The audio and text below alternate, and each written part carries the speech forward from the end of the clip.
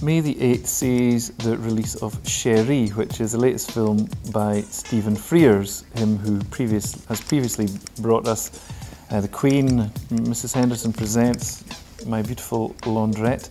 The film is based on the 1920 Colette novel, and it's set in Paris during that time in Europe known as La Belle Époque. It's set in Paris in 1908, I think it is, and Michelle Pfeiffer plays Leah, a retired courtesan, and the film tells the story of her on and off love affair with a much younger man, known in the film as CHERI, played by Rupert Friend, who happens to be the son of one of Leah's ex-colleagues and rivals, Madame Pelou, played with considerable relish by Kathy Bates. The film is actually, it's sort of a reunion for Stephen Frears, Michelle Pfeiffer, and the writer Christopher Hampton, who together made Dangerous Liaisons back in the 80s, and as for films to compare it to, that's probably about the best one there is.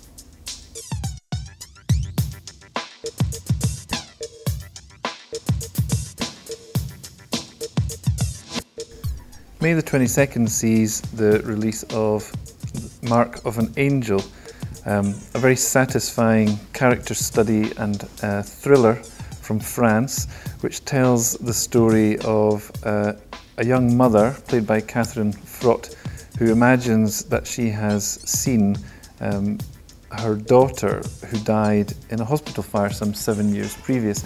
So she sets about getting to know the mother of the child she believes to be her daughter, a mother who has some very interesting secrets of her own.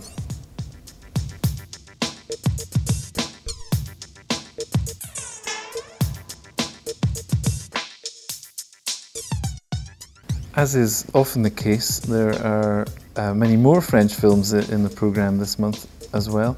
First up, Modern Life, which is a documentary by humanist photojournalist Raymond Depardon, and it's basically a series of interviews of farmers from the Cevennes region of southern France, whose way of life is basically coming to an end. Anyone who was a fan of Integrate Silence from a few years ago, the documentary about the monks in Grande Chartreuse, will enjoy this film. Also, The Class we've decided to bring back because one, it's very, very good, and two, many of you have indicated your wish to see it or see it again, so we're bringing that back. And we also have the film. Last month we showed The 400 Blows, which is kind of touted as being one of the first of the French New Wave films. And this month we have one of the last. Certainly it was Jean-Luc Godard's farewell to the Nouvelle Vague, Pierrot Le Fou, which stars Jean-Paul Belmondo and Anna Karina as a couple who in a big widescreen extravaganza, head off into the middle of nowhere, come across gangsters, fast cars, and ultimately a tragic end.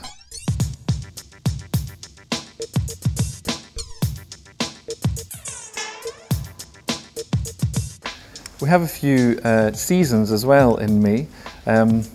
Firstly, Dance Film 09, which is the second attempt at such a festival after Dance Film 07 a couple of years ago.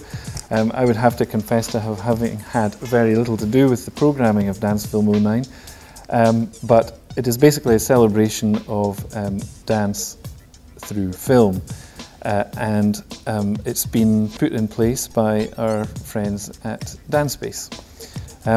The London Australian Film Festival is a touring programme of recent Australian films organised for us by the Barbican Cinema in London.